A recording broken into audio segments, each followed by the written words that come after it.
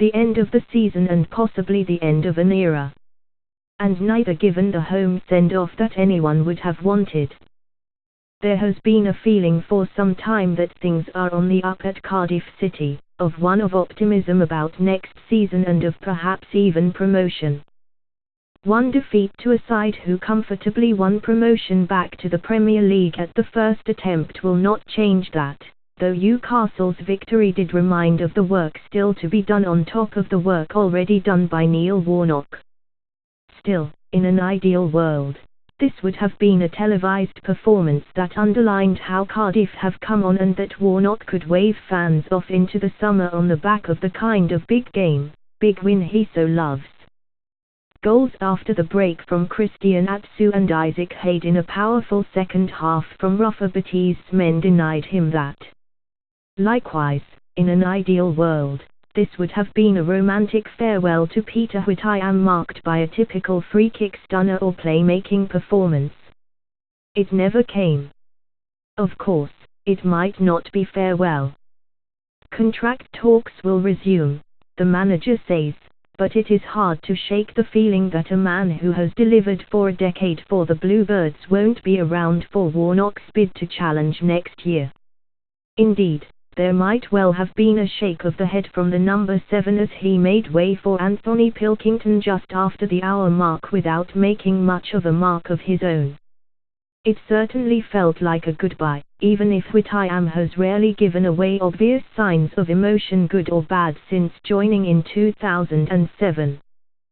There was a head bowed when his number came up, his side a goal down at that stage, a pat on the back of the head from Rogasso and possibly even a shake of his own. The prolonged applause from player and from fans was perhaps a case of paying mutual tribute now just in case this is it. Of course, if Cardiff are to improve next season it has to be more about being ruthless than romantic, of which you are sure Warnock will be. And while judging them against a Newcastle team free of pressure and full of big money, big experience, big quality performers isn't fair, it was a reminder that Warnock needs fresh blood. It took 2 quality goals from the two Atsu's 55th minute free kick brilliantly nonchalant and Isaac Hayde's strike vicious 10 minutes later. But the way the side faded told a story of a long season, but also of the lack of depth Warnock has right now. Although the positive news of Kenneth Zohore's new contract was announced before kick-off, the way he struggled though frustratingly isolated against the Newcastle centre-backs underlined that he is still raw and will need support. Likewise, Cardiff's lack of pace was again on display while substitute Craig Noone might want to hope his future won't be judged on this performance given Warnock's touchline reaction to the failure to attack his markers, let alone the 2 chances missed Cardiff's only ones of the game. Newcastle did not have many more but crucially took them, becoming stronger as the game wore on with Mohamed Diam outstanding. It would have frustrated Warnock given Cardiff had done so well to contain for so long, competing gamely until the break and refusing to budge an inch in an even first half. The Bluebirds' plan was clear and perfectly understandable, with Greg Hafford one of 6 changes including the return of Whittingham initially impressing as he sat between the lines, shielding the back 4 and sweeping up loose balls. The idea was then to try and launch quick counters, making hay from any set pieces or wide deliveries that came as a result. Indeed, it may well have produced the kind of start Warnock was after. Sean Morrison was dominant in the air all night and, had referee Graham Scott not judged his lean on his Newcastle marker to be a little too much, he would have had a goal to show for it rather than the frustration of a whistle and a disallowed opener. Yet when Dean Harris, another out of contract at the end of this campaign, made way with little more than 20 minutes gone through injury, Cardiff's chance to pressurise dried up somewhat. And, in truth, there was little that had really tested Rob Elliott or worried a Newcastle defence that, through Chara Clark, were dealing with Zohore all rather too comfortably. What would have pleased Warnock, though, was the way they were offering up no chances at the other end in response.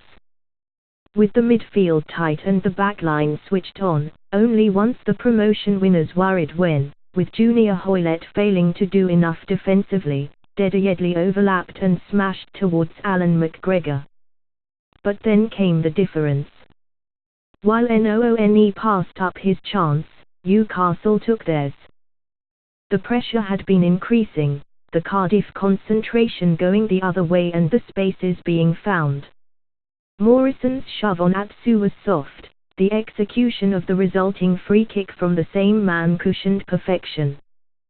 The changes came and so did the game killer.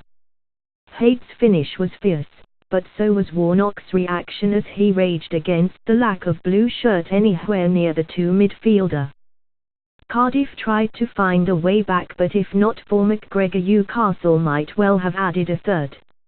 It wouldn't have been deserved, just as this wasn't a fitting final home game or farewell for what Warnock's men have done since those autumn worries of relegation. Whether it was an unfitting farewell to Whittingham too will become clear. One thing is for sure, change is coming. Cardiff, McGregor, Richards, Morrison, Captain, Marga, Bennett, Hafford, Rowell 63, Hoylett, Garso, Whittingham, Pilkington 64, Harris, Noone 24, Zohor. Subs not used: Murphy, GK, Peltier, Connolly, Lambert. Newcastle, Elliott, Captain, Yedley, Clark, Mbemba, Dummett, Atsu, Colback, Shelby 73, Haid, Perez, Sterry 90, Diam, Murphy, Mitrovic 66. Subs not used: Darlow, GK, Lazar, Haidara, Gufra.